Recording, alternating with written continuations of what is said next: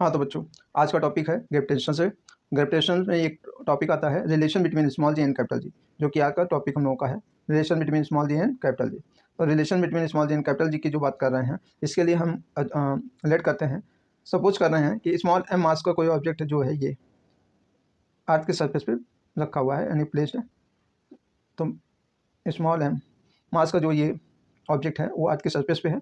If radius of earth is R A, radius of earth is R E and mass of earth is M E, mass of earth is M E हो, तो यहाँ पे हमें पता है according to Newton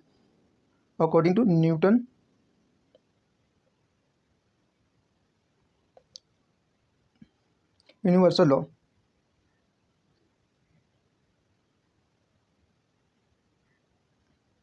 according to Newton universal law के according to एक force लगेगा, क्योंकि दो ऑब्जेक्ट के बीच में जो फोर्स लगता है वो क्या होता है, F equal to G M E M upon R E square. तो बेटा ये जो न्यूटन ग्रेविटेशनल लॉ लग रहे हैं, फोर्स लग रहा है, वो एफ इक्वल टू क्या है, G M E M R E है बिटवीन टू ऑब्जेक्ट। अब चूंकि ये ऑब्जेक्ट जो है हमारा कहाँ पे प्लेस है, अर्थ के सरफेस पे है, तो अर्थ भी इस पर एक फोर्स लगाएगी अपने सेंटर की ओर इसको पुल करने के लिए, जो कि हमारा ग्रेविटी कहलाता है। तो ग्रेविटी फोर्स जो होता है वो इसके वेट के इक्वल होगा। तो यहाँ पे F equal to M G भी फोर्स लगेगा। तो F equal to M G जो फोर्स है वो वेट के वजह से है। तो यहाँ पे जो ये फोर्स इक्वेशन 1 है और ये इक्वेशन 2 है, तो ये ध्यान देने वाली बात है।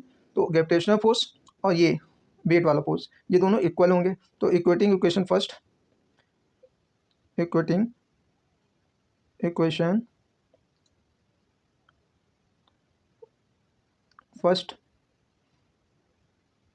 एंड सेकेंड, जब बेटा फर्स्ट और सेकंड को हम क्या कर देंगे, इक्वेट करा देंगे, तो मुझे क्या मिलेगा बेटा,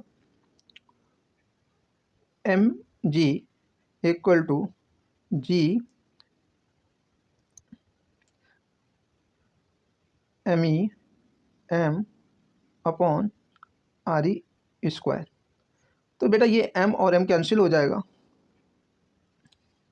तो यहाँ पे स्मॉल जी बराबर क्या निकल के आएगा, स्मॉल जी बराबर आएगा capital G M E upon R E square, जो कि हमारा रिलेशन बिटवीन स्मॉल जी और कैपिटल जी में होता है। ये आपको प्रूव्ड हो गया। आई थिंक समझ में आया होगा relation between small ji and capital G में।